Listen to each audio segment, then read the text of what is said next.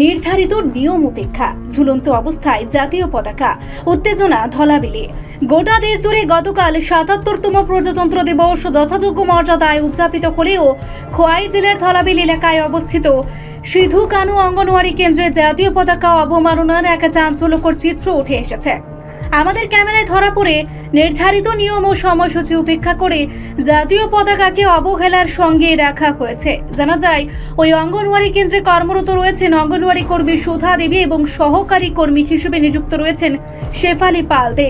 নিয়ম অনুযায়ী জাতীয় পতাকা উত্তোলন ও নামানোর নির্দিষ্ট সময় রয়েছে, কিন্তু আজ সকাল ৯টা পর্যন্ত দেখা যায় জাতীয় পতাকাটি প্রায় ২ ফুট নিচে ঝুলন্ত অবস্থায় দণ্ডীয়মান রয়েছে, যা স্পষ্টতই জাতীয় পতাকার মর্যাদাহানির শামিল। সবচেয়ে উদ্বেগজনক বিষয় হলো যে অবস্থায় পতাকাটি উত্তোলন করা হয়েছে তাতে পতাকার নিরাপত্তা ও সম্মান সম্পূর্ণভাবে বিপন্ন বলে মনে করছেন স্থানীয়রা। এই ঘটনাকে কেন্দ্র করে গোটা এলাকায় তীব্র ক্ষোভের সৃষ্টি হয়েছে। পতাকা উত্তোলন করা হয়েছিল, সেই পতাকা দিদিমণিদের গাফিলতির কারণে সারা রাত বাইরে রয়েছে, এখন অবধি সেটা নামানো হয়নি।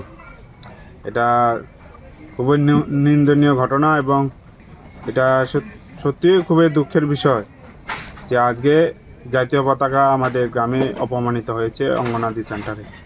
এই বিষয়ে আমরা কিছুক্ষণ আগে অবগত হয়েছি। আমরা সিডিপিও এবং বিডিও স্যারের সাথেও এই বিষয়ে আলোকপাত করব, যাতে এইসব ঘটনা যাতে আর দ্বিতীয়বার না ঘটে। এই জায়গাটা কোন জায়গা? ধলাবিল পালপাড়া। অঙ্গনাদের নাম কি? সিধু কানু অঙ্গনাদি সেন্টার। ধন্যবাদ। এখন প্রশ্ন উঠছে, এত গুরুতর ঘটনায় সংশ্লিষ্ট দপ্তরের বিরুদ্ধে প্রশাসনের পক্ষ থেকে আদৌ কোনো ব্যবস্থা গ্রহণ করা হবে কিনা, নাকি বিষয়টি আবারও ধামাচাপা পড়ে যাবে, সেদিকেই তাকিয়ে রয়েছে এলাকাবাসী। রিপোর্ট, সংবাদ প্রতীক্ষা।